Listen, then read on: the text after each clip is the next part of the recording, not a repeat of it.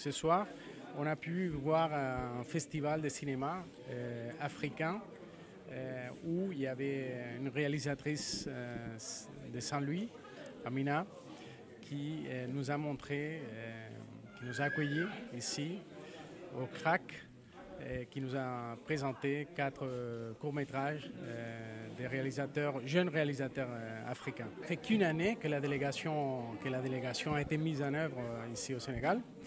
Et nous avons commencé à aider dans plusieurs lignes. Et au niveau de la culture, on a accompagné un festival à Malika, un festival de jeunes pour la culture, n'est-ce pas? On a été le pays invité d'honneur. Et ça a été il y a quelques semaines. On a pu inviter des artisans catalans au Sénégal qui ont partagé avec des artisans sénégalais.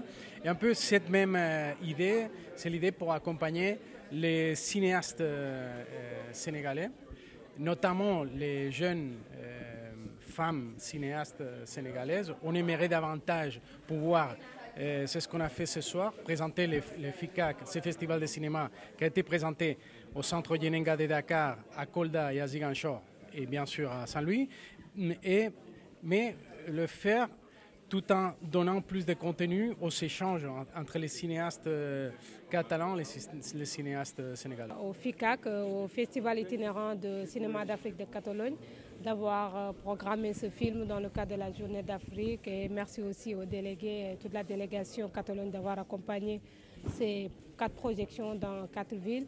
Moi, mon film Retour au cinéma Vogue, c'est un film que j'ai produit en 2024 à Saint-Louis avec Louis Camara et Djibrisi, 2 figures emblématiques de la culture saint-louisienne, mais également avec le cinéma Vogue. C'est un film d'amour, un film d'amitié, mais aussi un film politique sur la restauration et l'ouverture des salles de cinéma au Sénégal et en Afrique.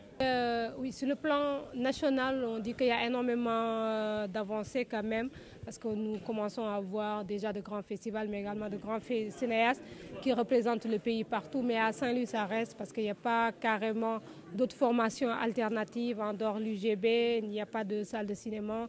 Donc, ce qui fait que la ville ne peut pas contenir en fait toute cette créativité de cette nouvelle génération de cinéastes et aspirants cinéastes. D'ailleurs, c'est la raison pour laquelle, en tout cas, j'ai créé depuis 2022 Écran du fleuve pour permettre à des jeunes de Saint-Louis, de Dagana, de Richard-Toll et de Podor de pouvoir avoir accès au cinéma à travers des projections publiques, mais également de pouvoir bénéficier d'une formation de cinéma à travers les ateliers, les masterclass et les petites réalisations qu'ils peuvent faire de façon communautaire dans leur quartier, dans leur village ou dans leur ville.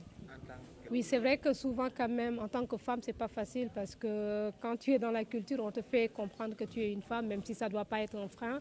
Mais souvent, c'est problématique, c'est des problématiques de financement parce qu'il y a des hommes qui disent on ne donne pas de l'argent aux femmes parce qu'elles ne vont pas faire des films. Et donc souvent aussi, il y a des questions culturelles, d'ordre culturel, parce que moi, peut-être ce n'est pas mon cas, mais j'ai dû me battre vraiment avec ma famille même, parce que quand tu es une femme, le cinéma, c'est un métier où tu voyages beaucoup, tu tournes tard. Et souvent, quand tu n'as pas une famille qui te soutienne et qui comprenne que c'est un métier où il y a des choses qui se passent la nuit. Donc souvent, c'est ce qui fait que beaucoup de femmes, en tout cas, elles abandonnent vite ici parce qu'il n'y a pas une communication sur ces métiers, de ce que ça peut en tout cas permettre à cette nouvelle génération. Et pour moi, c'est aussi une manière de donner les femmes la chance de porter leur voix. Parce que souvent, on est un peu discriminé par rapport à beaucoup sur la sphère politique, culturelle, sociale, religieuse. Et je pense que le cinéma aujourd'hui, ça peut être aussi une forme de pensée pour toute cette nouvelle génération et de cinéastes africaines pour montrer d'autres récits, porter déjà les récits du continent, mais également nos récits en tant que femmes et nos combats en tant que femmes sénégalaises africaines.